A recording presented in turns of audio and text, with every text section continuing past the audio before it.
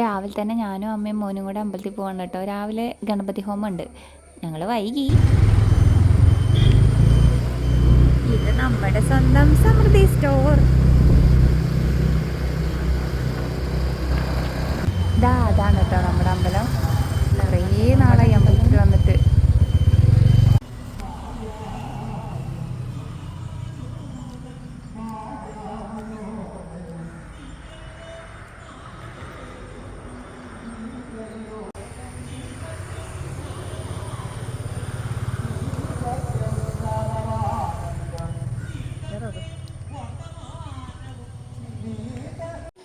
അമ്പലത്തിൽ പോയി തൊഴുതു, എല്ലാവരെയും കണ്ടു, എല്ലാവരോടും വർത്തമാനം പറഞ്ഞു. എല്ലാവരും വന്നിട്ടുണ്ടായിരുന്നു ഗണപതി ഹോമം ആയതുകൊണ്ട്. ഭയങ്കര സന്തോഷമായി.